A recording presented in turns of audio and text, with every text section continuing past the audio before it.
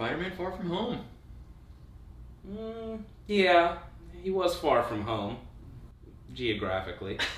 No, dude, I really liked this movie. It was very enjoyable. I mean, it helps how easy Jake Gyllenhaal is to watch. Well, this is what I was going to say. And I like the villain. Do you like the first one or the second one more? I liked obviously, the second one all the way up until the mid-credit scene. The mid-credit. Oh, well, that one, it was more frustrating because it's like, damn, he's in for... Well, it's something that's never really been... that part of the Spider-Man story is... Yeah, but that's just them going in a different direction. And if they're able to pull it off, it would and I'm not really questioning it in the fear of Marvel hasn't misstepped too many times. I think it's supposed to be in the sense of Peter Parker's the new Tony Stark, is that he's going to be Tony Stark in that way. That he is now, people know who Spider-Man is. Yeah, and he's going to be scrutinized for everything he does. Yep.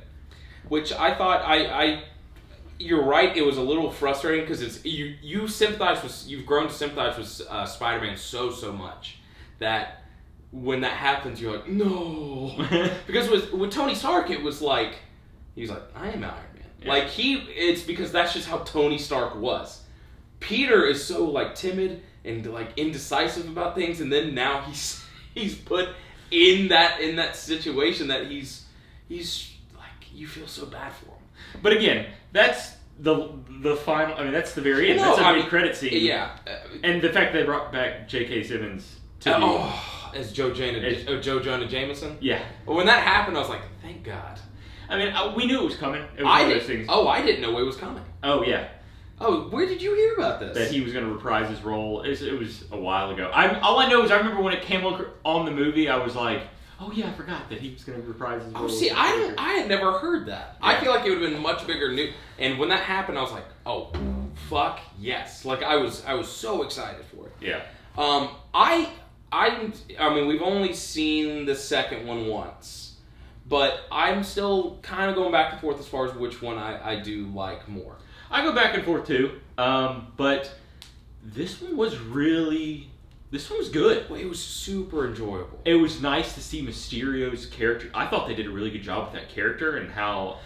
My only thing, because we saw it in the theater, and like when it was revealed that he was the villain, there were like people in the theater that were like, you could kind of hear like gasp, and I was like, how do you not know? Like, Mysterio is an iconic Spider-Man villain. Mm-hmm. It's like he's not just gonna. Is he dead? I don't know. I was thinking that. I truly was kind of. I was like, I don't know if he is or not. I mean, they show him like the traditional movie death where he's on the ground and he's like breathing his last breath. But his whole thing is that he plays tricks. Like it's not as what everyone. Nothing is what it seems. Nothing is what it appears. Exactly. So I don't know. It'll be. I wonder if they bring back Keats somehow. That would be fun.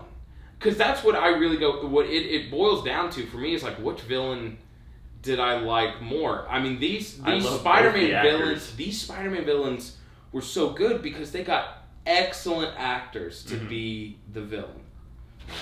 And Jake Gyllenhaal is such a likable. He can play that likable guy so well. Oh, you want to like him so much, but the whole time you're going, he's a villain. He's a villain. And then when it's obviously where he reveals what his whole plan is and everything going on, then it's like, oh. And unlike some other Marvel villains where you're kind of like, what? Like, where the desire for what they're doing isn't, you kind of wonder where their motivation, like their deep motivation comes from sometimes. In this, you kind of get it. You wonder, well, it's clearly he's psychotic as far as he's taken it way too far. Yes, but you understand why how he's gotten followers too, and how other people have bought into what he's selling. Did you know the guy that was getting yelled at by Jeff Bridges in Iron Man? Do you know who's playing that character? Mm-mm.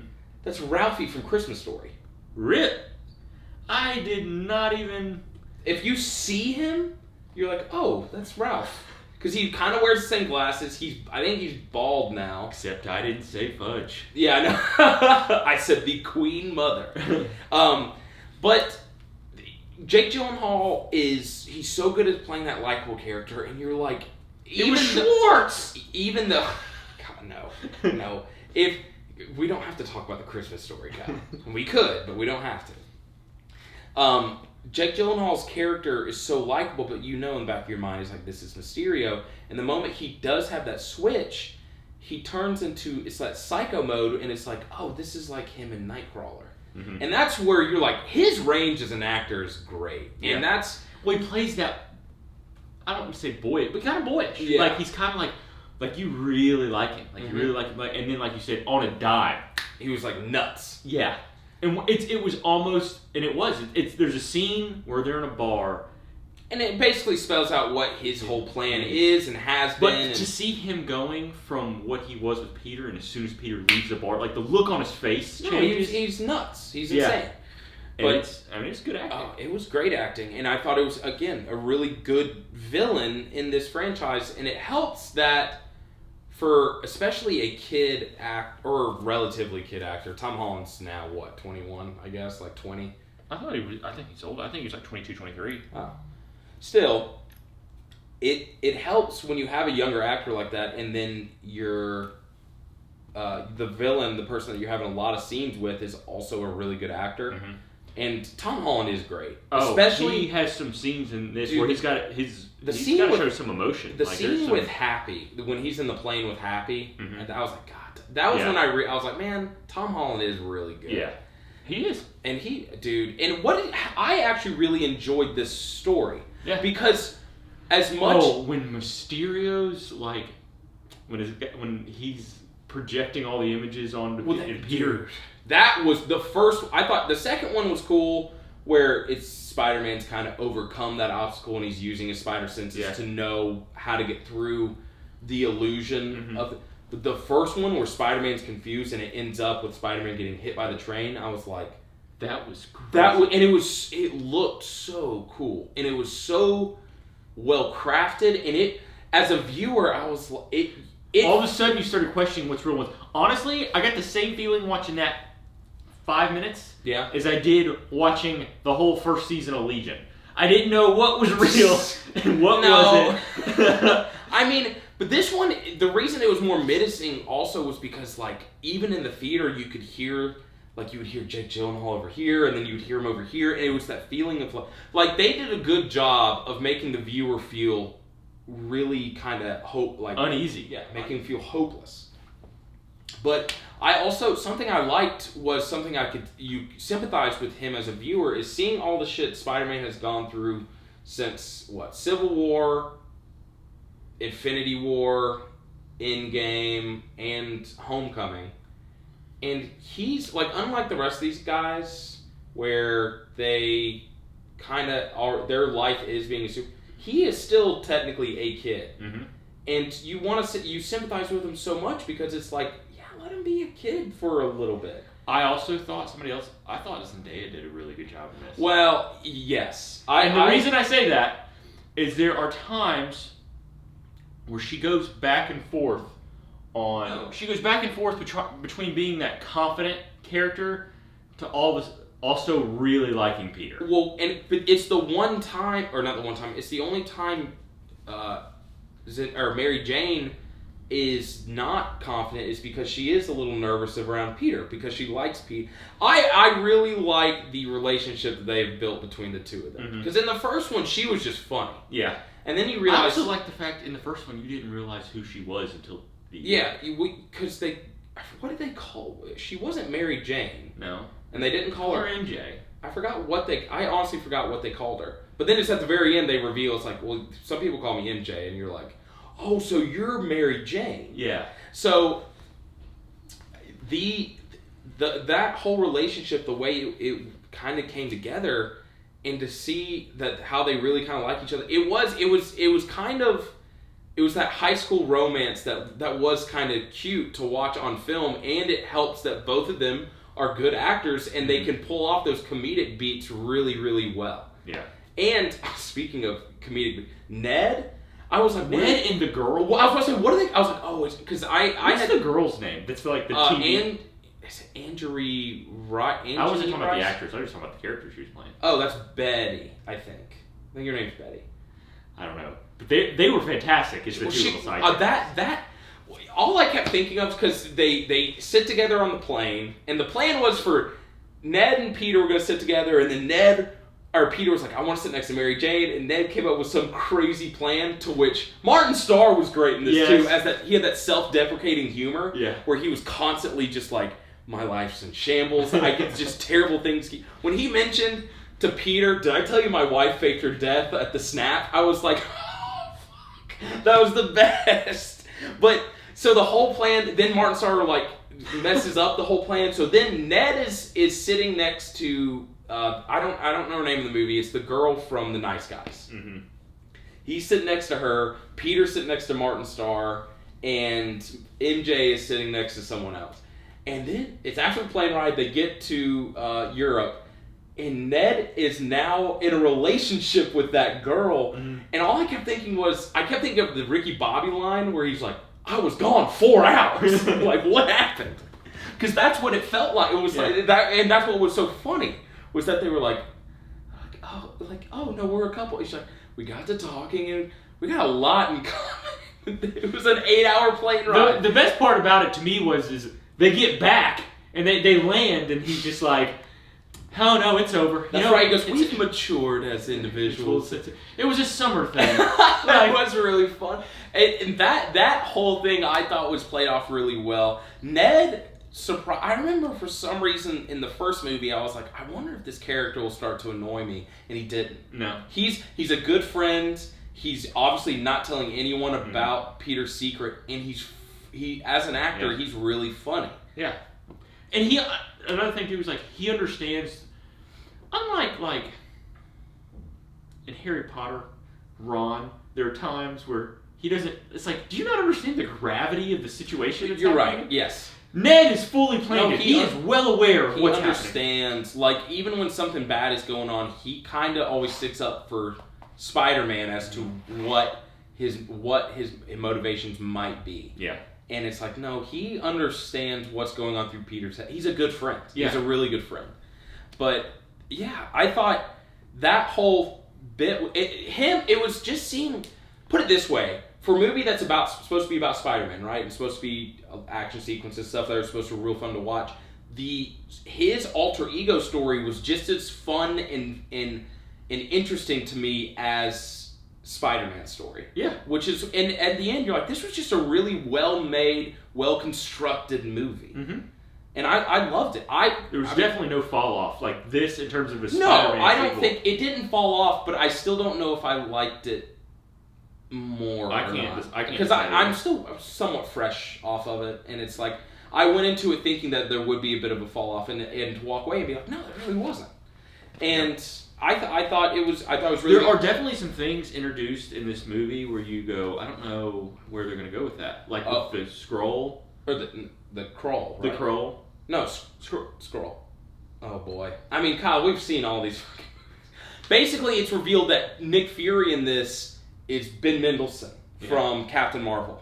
And Nick Fury's up. He's been in space like on vacation the whole time. Yeah. Which is probably easy for him if you think about what he's been through, and he's like excommunicated. Like but I don't know. But he also seems to be in charge of something. Yeah. Remember, he starts telling me, he's like, "All right, people, let's go." Yeah. And it's like, okay, well then, what is he doing? Well, again, it makes so much sense because throughout the movie, Nick Fury was kind of like, in the long scheme of things, he kind of got bamboozled and like he was kind of out of the loop and he just didn't quite see. I thought that the whole time. I was like, he doesn't seem himself. No, like, because in all the other movies, Nick Fury is on top of everything. All the things, like, yeah, he's constantly playing that spy game. He's like, he's at least a step ahead of everyone. Yes. And if not, several steps ahead. And in this, he gets fooled. And I just remember thinking, like, this is not in line with his character. Yeah. And then when it's revealed that it's not him, it's like, it makes perfect sense. But then, you're right, it opens up a whole lot of new questions, like, what are we doing here? Yeah. And I guess that's the next phase, maybe. It's like, that must be the overarching story, like much like a Thanos. storyline where it's like, what is going on here? I don't know. Did you like this more than Endgame? No? I might have.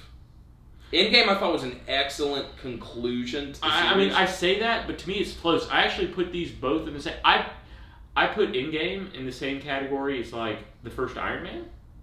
And I put this in that same... It's that B+ range for me. Oh, see, I would give... Yeah, I would give... You give it a B+? No, it's a step below the first. Iron Man, I give, like, an A-.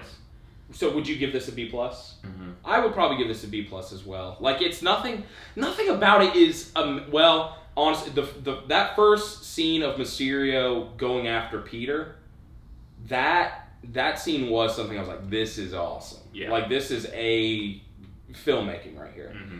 But, like, other than that, like, the whole movie was really, I mean, it was good. It was solid, super fun, super entertaining, but it wasn't anything that I was like, this is amazing. Yeah. It was a good Marvel movie. It was a great Marvel movie. Yeah. This, and I honestly, I think hang on to this director because he clearly has a feel for this Spider-Man kind of world, least, and especially young Spider-Man. Mm-hmm. Yeah, I think he's just done a great job of both the first and second Spider-Man. It'll be interesting to see how long Tom Holland decides, because it's clear that they've decided he's going to be the centerpiece of this. Yeah, feels like the whole movie's about Tony Stark handing down the reins to Peter Parker. Yeah, he needs to becoming a leader. Yes, and it's him having to overcome that because there's definitely fear there, and it's him. He misses Tony. Yeah. He also looks at it like, I'm only 16 years old. Like, I don't know what I'm doing. Like, what am I doing? But you're right, and it's clear that's what they're setting up, is that he's kind of the leader of this new, I guess, era of Avengers. And so it'll just be interesting to see, because, I mean, Iron Man was in how many movies? He's in a lot. Yeah, and that through his... So it'll be interesting to see how long Tom Holland is willing to make these movies, because I'm sure Marvel's willing to make as many Spider-Man movies. Sorry. Well, something else I did just want to bring up is the comedy beats also play really well, because the other thing that, as a viewer, I always kept thinking about was, like, what happened when people did get snapped back? And it shows them, like, in the middle of a basketball game. I thought they did a fantastic job. The first 10 minutes of this movie, all the questions you had at the end of Endgame, where you're like, what happened with this? What happened with this? It kind of answered a decent bit of them, in a pretty comedic way, honestly. Yeah. But no, I did really enjoy that. So, yeah, that was I really liked Far From Home, and especially the day before I had seen Midsummer.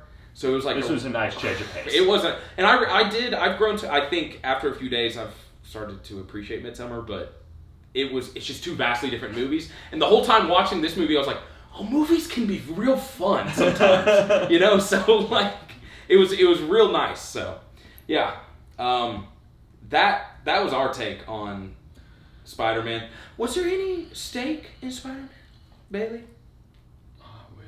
I wish there was some steak. But yeah, that was our take, Spider-Man Far From Home, and we'll catch you next time with Our Take.